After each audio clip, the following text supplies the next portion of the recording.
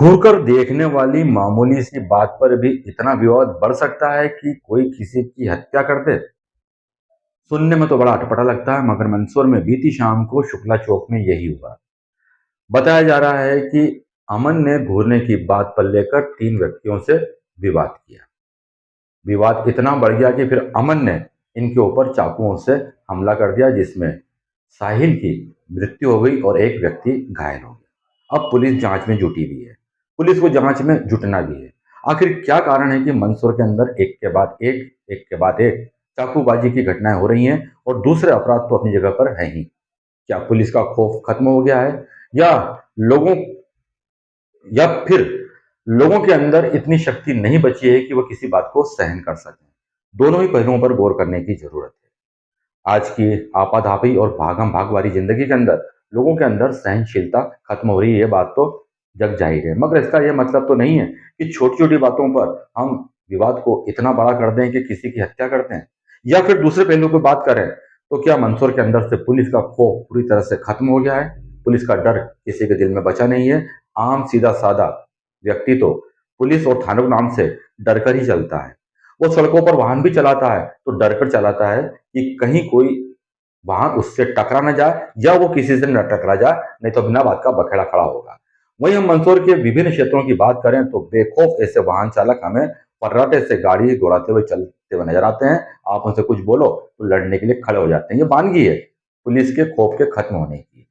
वहीं सड़कों के किनारे जाम लगा रहता है, बेतरतीब वाहन खड़े होते हैं, चाहे वो 2 पहिया वाहन हो, चाहे 4 पहिया वाहन। आप किसी भी व्यक्ति से, चाहे वो गरीब श्रेणी का व्यक्ति हो, श्रमिक श्रेणी का व्यक्ति हो या फिर रसूखदार हो, आपने उनसे वाहन हटाने की बात कही नहीं, झगड़ा तैयार हो जाता है।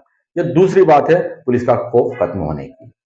पुलिस का खौफ नगर में ऐसा होना चाहिए कि हर आदमी को डर लगे कि कहीं कोई गलत काम मैं न कर दूं जिससे फिर पुलिस मुझे न छोड़े।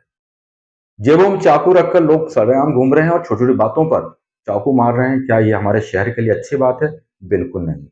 इन लोगों के अंदर इतना हौसला कहां से आ गया कि ये जेब के अंदर रिवॉल्वर चाकू रखकर यहाँ वहां घूम रहे हैं और मामूली सी बात पर हत्याएं तक कर रहे हैं?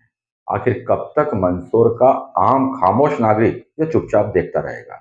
मंदसौर के अंदर पर्याप्त पुलिस बल है, एक से एक सक्षम अधिकारी हैं, चाहे तो वो इन अपराधों पर और अपराधियों पर नकल कस सकते हैं, मगर ऐसा नहीं है। कई मौकों पर देखा जाता है कि पुलिस अपराधियों के साथ बातचीत करती हुई नजर आती है, उनके साथ चाय पीते हुए नजर आती है। ये भी एक अच्छी बात नहीं है। आम आदमी थाने की सीढ़ियां चढ़ने के नाम से ही डरता है, वहीं पर अपराधी बेखौफ होकर खुलेआम कहते हैं चले जाओ पुलिस में, मेरा कुछ नहीं होगा। इसके पीछे की मंशा क्या है? कहीं ना कहीं उनके तार थानों से जुड़े हुए हैं। इन सारी बातों पर, इन सारे पहलुओं पर गौर करके पुलिस को एक व्यापक रणनीति बनानी होगी। हम ये नहीं कह रहे हैं कि मंदसौर की पुलिस कमजोर हो गई है, उसको और ज्यादा सक्षम होने की आवश्यकता है। मंदसौर की पुलिस वो पुलिस है जो मादक पदार्थ कहाँ छुपा कर ले जा रहा है, गाड़ी के कौन से कोने में मादक पदार्थ है उसका पता लगा लेती है। मगर मंदसौर के अंदर जो अपराध चल रहा है, मंदसौर के अंदर अवैध शराब की बिक्री चल रही है, मंदसौर के अंदर अवैध धंधे चल रहे हैं, मादक पदार्थ बिक रहे हैं, और भी कई अपराधों की गतिविधियों में लोग लिप्त हैं। यदि उनके ऊपर तरीके से अंकुश लगाना शुरू कर दे तो फिर ये छोटे मोटे अपराधी जो मंदसौर का भाई या डॉन बनने की सोच रहे हैं, उनके सपने कभी पूरे नहीं हो पाएंगे। बहरहाल ये चिंता का विषय है कि मंदसौर में अचानक से इतने अपराध क्यों बढ़ने लगे हैं। क्या मंदसौर उड़ता पंजाब की तर्ज पर चल पड़ा है? ये एक सोचनीय विषय बन गया है।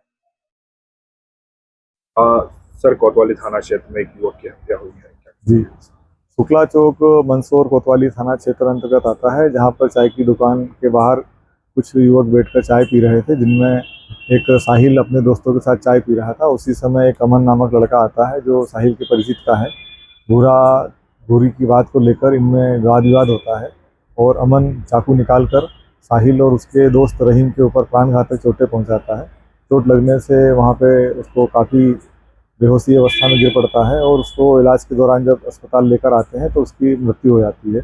इस प्रकार से अमन के द्वारा साहिल और रहीम को प्राणघातक चोटें पहुंचाकर और साहिल की हत्या कर दी गई है। पुलिस के द्वारा हत्या और हत्या के प्रयास का अपराध दर्ज कर लिया गया है और अमन की तलाश की जा रही है। शीघ्र ही हम आरोपी को पुलिस गिरफ्त में ले लेंगे।